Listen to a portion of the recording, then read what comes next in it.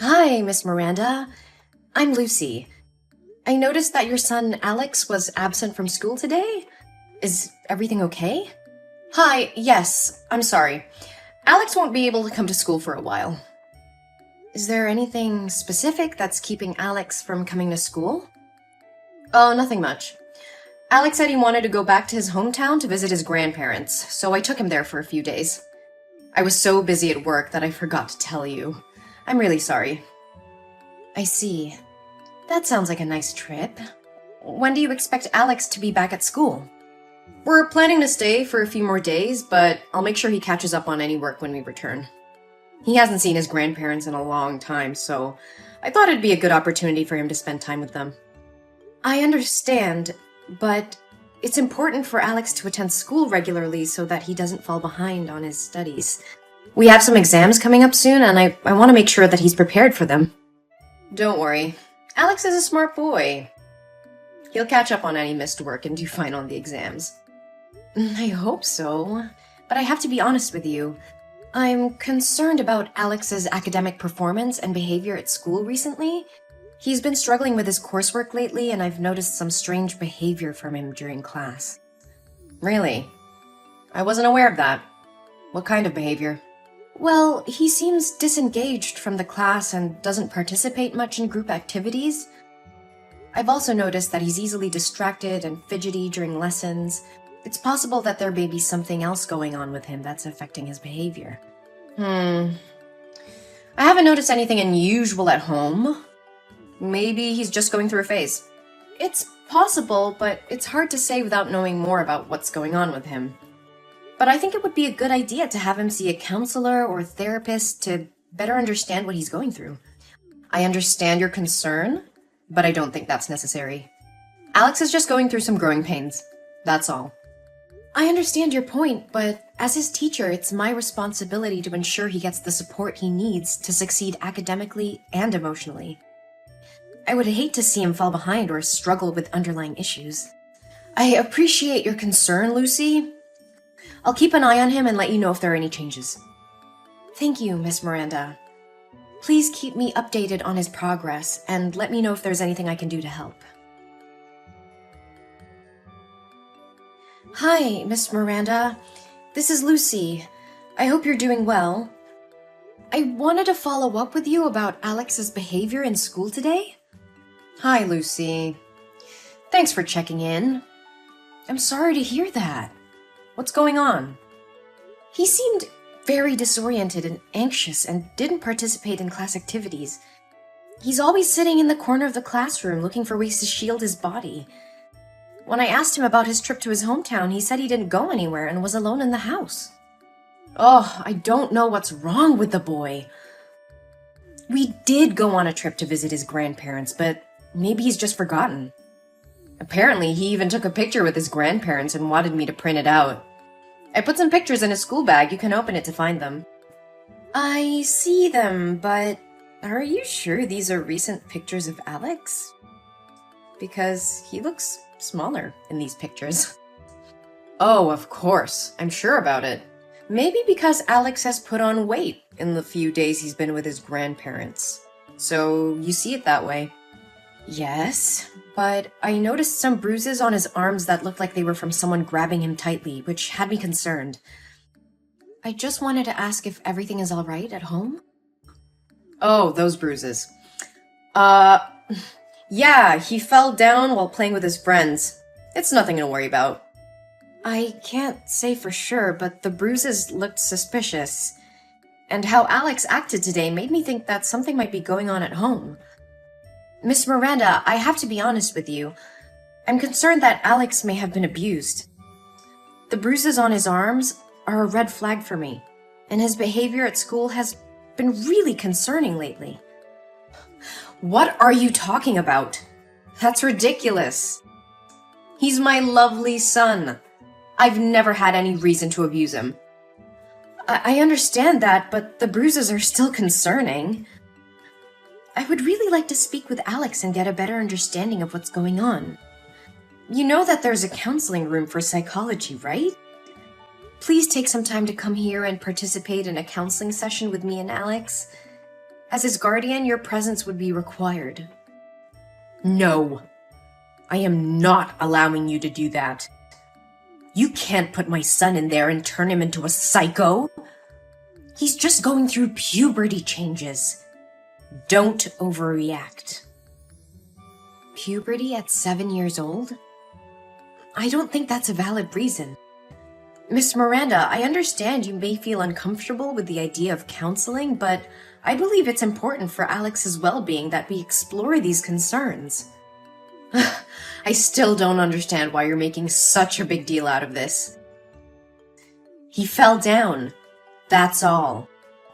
I appreciate that you're trying to explain the bruises, but as a teacher, it's my responsibility to look out for the welfare of my students. And right now, I'm worried that something might be going on with Alex that's causing him to act this way. You should stop talking nonsense about my son. You are not allowed to touch or talk to my son anymore. I will find a psychiatrist myself, so he'll be treated on my terms. We are dealing with some personal matters that we would rather keep private. I'm going to school to pick him up right now. I understand your concerns about privacy, but as Alex's teacher, it's important for me to ensure that he's getting the support he needs to succeed academically and emotionally. Please let me know if there's anything I can do to help. Hello, Miss Miranda. I was just wondering if everything is all right. Alex hasn't been in school for 3 days, and I'm a little concerned. There's nothing to be concerned about. Alex didn't want to go to school, so I let him stay home. I see. However, with only 3 days left until the exam day, it's not a good idea for Alex to take too many breaks.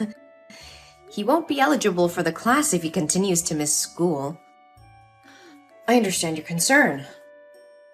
I took Alex to a psychiatrist, and she recommended that he rest for a while. So, I followed her suggestion. If that's the case, I can help Alex apply for a leave of absence from school so he won't fall behind. How is Alex's condition? He's much better now.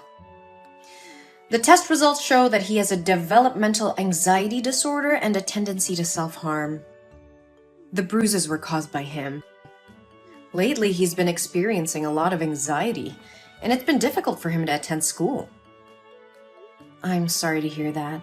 Anxiety can be really tough to deal with. I would like to visit Alex to see how he's doing and offer any assistance I can. Could you arrange that? I appreciate your concern, but it's not necessary.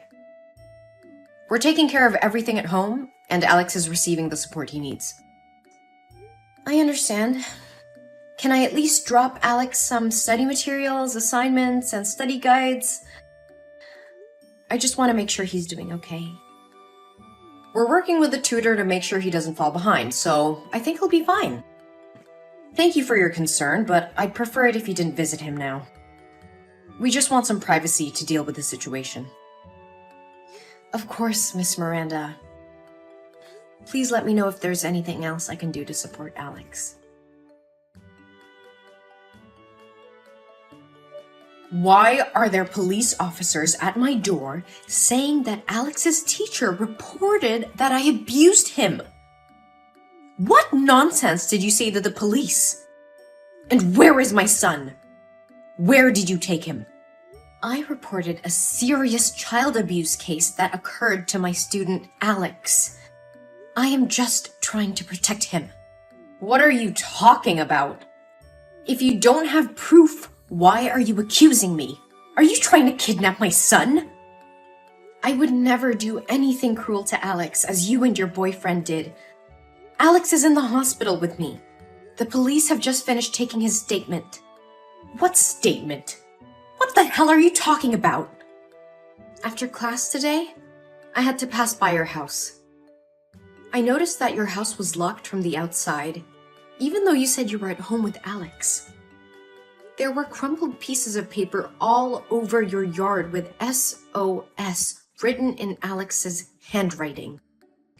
And I called out to Alex and tried calling you, but you didn't pick up. So I went inside to check. Alex was lying motionless on the floor, covered in whip marks and bruises. He was unconscious. This is outrageous. How dare you enter my property without my permission? You have no right to do that. Go ahead. I'm not afraid of you. I had to take action because I saw something that raised serious alarm bells. Alex was lying unconscious on the floor with whip marks and bruises all over his body. It was a horrific sight, and I couldn't just stand by and do nothing. You just make things worse. He was probably just sleeping. Just fell asleep. I broke the window to get in, and the noise was so loud that Alex didn't even move. That boy was unconscious, and the bruises were too severe to be self-inflicted. I called the police and took Alex to the hospital. But I already told you he is mentally ill and tends to harm himself. He's hit himself before, and I wouldn't be surprised if he did it again. Alex's emotions are very unstable.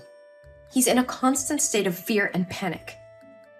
He shows very similar behavior to children suffering from abuse, especially when he sees a man wearing a belt. Moreover, Alex has very serious back injuries. So how could a 7-year-old kid hit himself in the back with such great force? You're wrong. He has a developmental anxiety disorder, and the bruises were caused by himself. The psychologists at the hospital checked Alex, and they said his emotions were very similar to those of an abused child. It's clear that he was physically abused, and you're responsible for it. This is ridiculous! You have no right to accuse me of abuse. I would never hurt my son. I'm not accusing you of anything, but the evidence speaks for itself. Alex's injuries are consistent with physical abuse, and as his teacher, it's my duty to report any suspicion of child abuse to the authorities. Moreover, Alex told us everything. Sam, what you did to your son is despicable. You starved him for 3 days and then left him alone to go on a trip with your boyfriend. And to make matters worse, you are the one who let your boyfriend hit him. He said he begged for your help, but you did nothing but sat on the sofa and watched that man hit Alex with a smile on your face. How could you do that to your own flesh and blood? I don't have to explain anything to you. Alex is my son, and I can do whatever I want with him. No, you cannot. Child abuse is a serious crime, and you will face the consequences of your actions. I have already reported the abuse, and they will take all the necessary measures to ensure Alex's safety. You can't prove anything. It's your word against mine.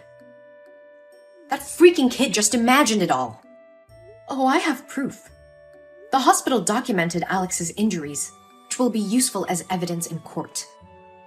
And let me remind you, there were crumpled pieces of paper with SOS written on them all over your yard.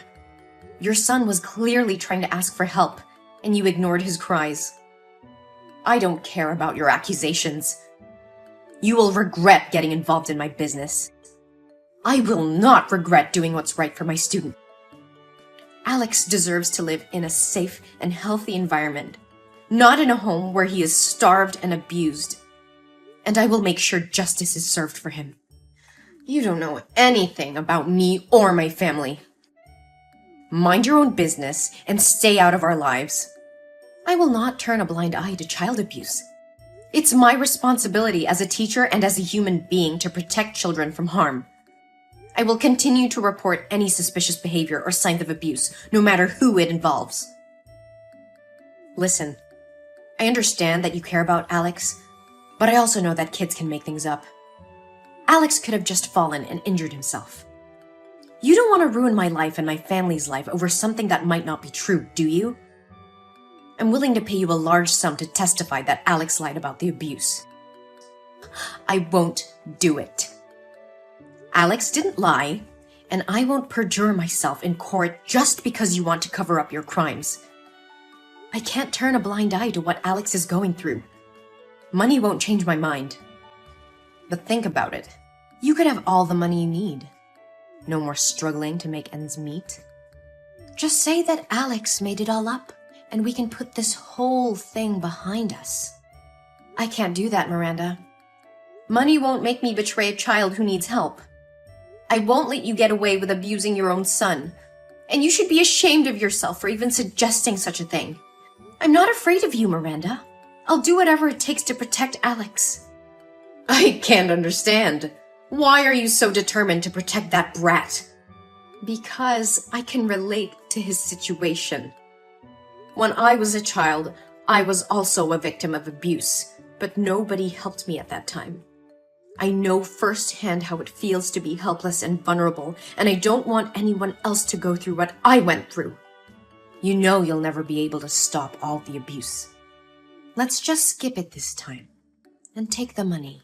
I know it, but it's time to break the cycle of abuse and neglect. I will do everything in my power to make sure Alex gets the love and care he deserves. You should stop talking nonsense. One day you'll have to pay the price for meddling in other people's family affairs, bitch! Hey! Answer me! I will kill you! Damn it! One day later, Sam and her boyfriend were arrested for child abuse. The police found evidence in their house, confirming the teacher's suspicions. Miranda and her boyfriend were charged and sentenced to jail for their heinous crimes. Meanwhile, Alex is recovering very well under the care of me and other friends and teachers in school. With love and care, he regained his strength and confidence. I have become his legal guardian, and he's thriving under my care. Alex's story inspired me to advocate for child protection and fight against child abuse. I started a campaign to raise awareness about child abuse and to promote the importance of reporting any suspicion of abuse.